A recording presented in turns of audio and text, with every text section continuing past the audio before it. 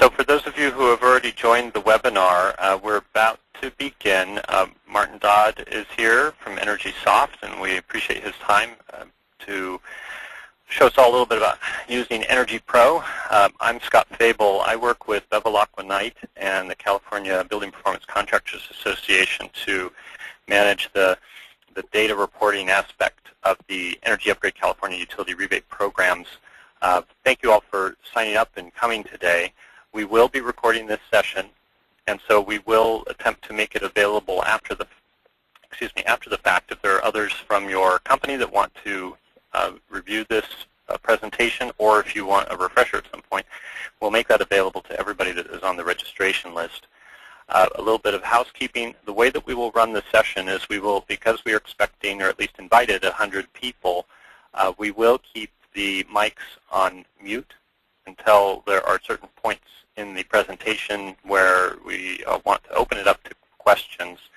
How we plan to do it is, if you have a question, you're welcome to type it into your questions box. There's a little sidebar that is kind of your control panel for the session, and one of those sections should be questions.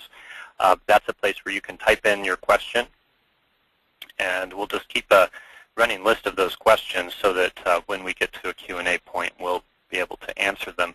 If for some reason you cannot find the questions box, if you don't see that, please look for the chat window. That's another opportunity where you can type in something, and that was something that we can see as presenters. You can direct either to the entire audience, which I don't necessarily recommend, although you can. We're hoping, though, that you'll be able to use your questions box to ask those questions. So let's see. What is going to happen is you will see Martyn Dodd's screen as the webinar. We've already had a question about somebody, should we open up EnergyPro to work alongside? You're welcome to do that on your own screen. Just make sure you aren't hiding what Martyn's doing completely. But if you can find a way to be able to look at both at the same time, you're welcome to do that.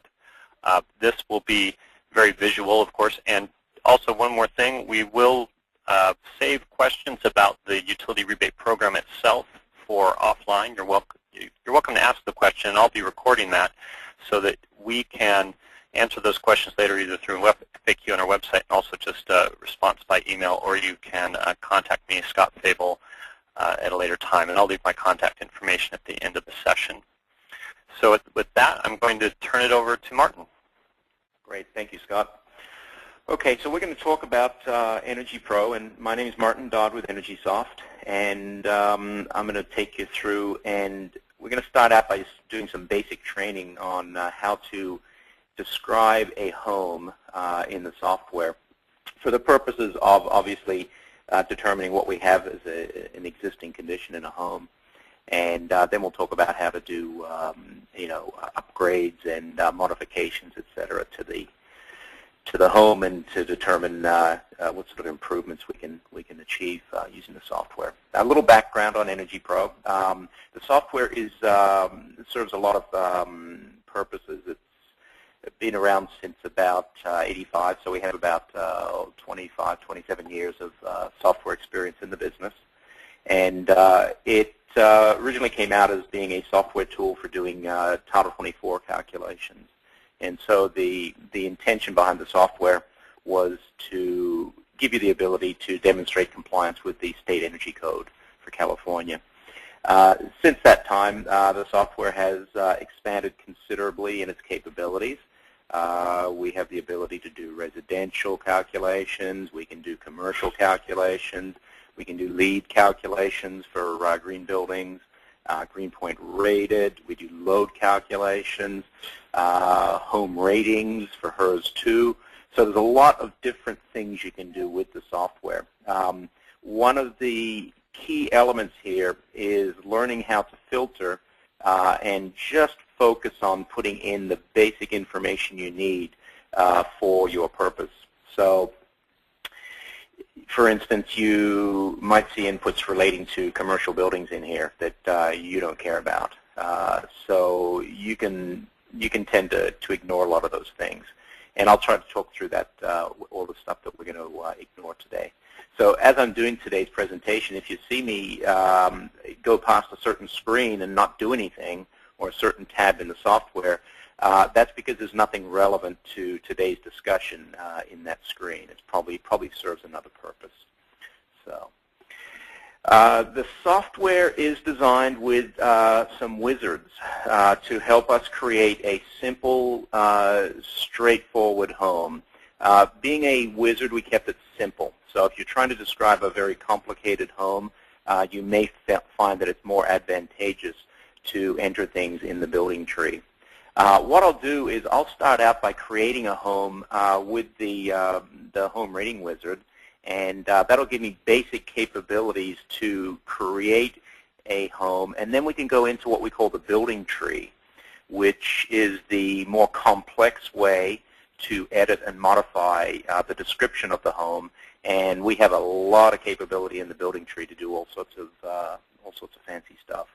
So I'm going to start the presentation out here with my EnergyPro open on screen, and I will simply go up to File, and I will select a residential home rating wizard.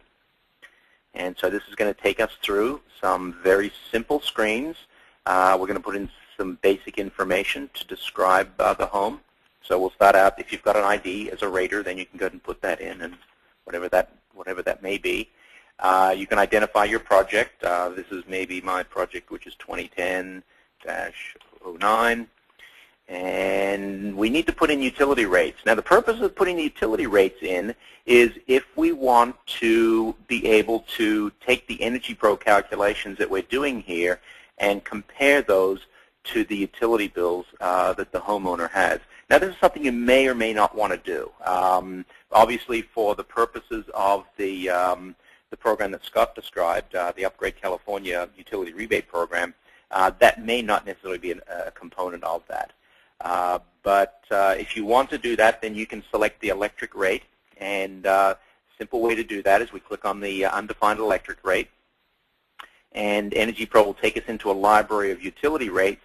And you can see here that it asks us to go ahead and use the import button here to select a rate.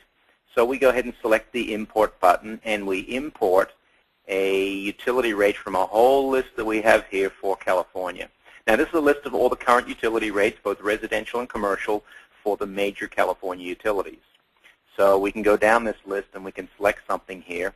The way this list is maintained, we provide periodic updates to the software, usually every 6 months or so, but sometimes more frequently. It just depends on the changes. And we update a lot of things like this. So, for instance, we just put in all the latest utility rates at the beginning of this year. And I'm guessing with utility rate changes coming, we'll probably be putting in more rates and changes, and you'll get that as an automatic update in your software. So I'll just go down here, and I'll just randomly pick something here. I'll just pick that I have a PG&E E1P electric rate. Now, how do I know that that's the electric rate to pick? You're going to need to look at the homeowner's utility bill, and that will be identified on there. So we go ahead and select that, and we click OK. And now EnergyPro has selected for us a PG&E E1P electric rate. We can do the same thing for the gas rate. And we click on this one here, which is undefined. And we're going to use the import button to go find ourselves a gas rate. And to make things easier, I'm going to sort here by clicking on energy type. And that will sort it based upon the different types. So now we see some PG&E gas rates here that we can pick from. And I'll just pick this one here, which is a G1T.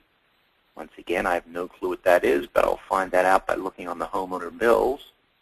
And click OK. So now we have basic utility rates entered. EnergyPro will use that in order to determine for us a prediction of the energy cost associated with the calculations that we're going to do.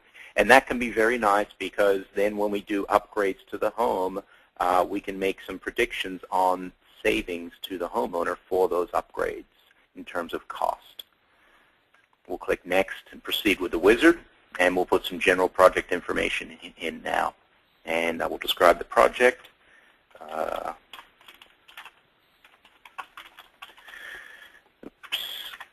Okay, and we can put an address in. I'm sure everybody knows how to do this.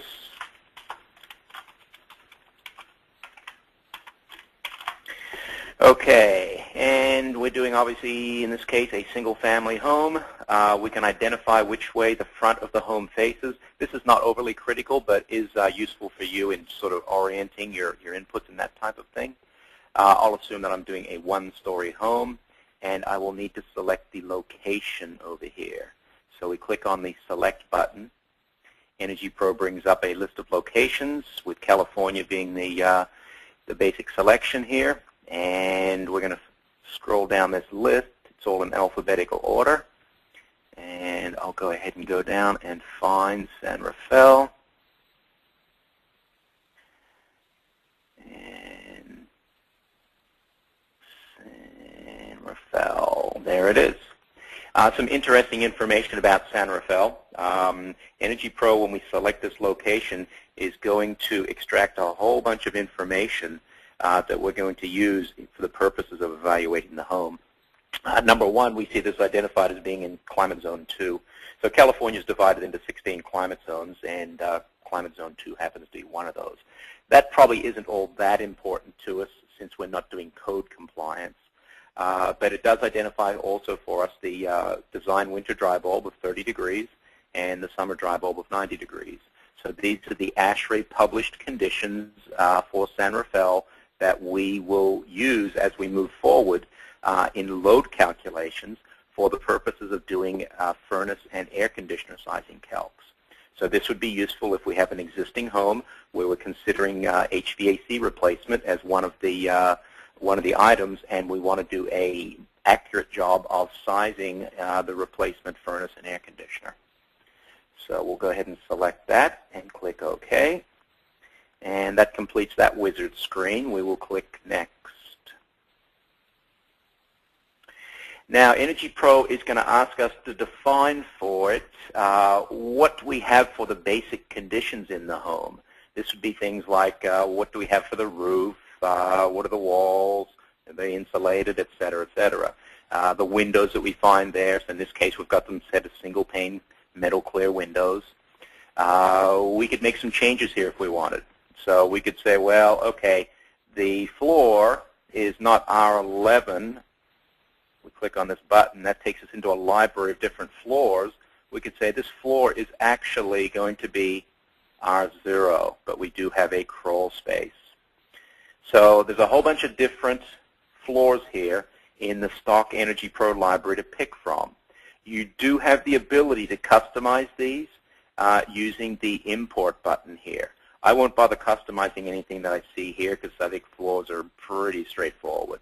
So we may look into customizing that as we move forward. Okay. And I'll leave everything else alone. Those will be our default assemblies that we'll use, and we'll see about upgrading those later in the process. So we'll go ahead and click Next and move on to the next screen. And we can enter some basic information on our building to describe it. Now, once again, this is fairly simple information. If we want to, we can put in simply a length and width and height for the building if we have a straightforward, simple building. We can also say, well, okay, it's not going to be a box, and we can choose to enter all of the specific areas that we identify for the home, and that would be different wall areas, et cetera, et cetera. To keep things simple right now, I'll go ahead and stick with a simple approach, and I'll just pretend I'm doing a box and that the home is, say, 40 by 44 feet. Okay. So EnergyPro automatically calculates for me all the floor areas, et cetera, from that. We'll go ahead and put our roof slope in as being 4 and 12. And we can identify if we have raised floor construction or slab on grade. If we decided we're going to do raised floor construction here, you have the option checking this box and doing slab on grade. We'll put in some basic glazing areas for each side of the building. Okay, so on the front wall, we identified that there is, say, 60 feet of glazing, And we have a front door there, which is 20 square feet. Okay, on the left wall, we identify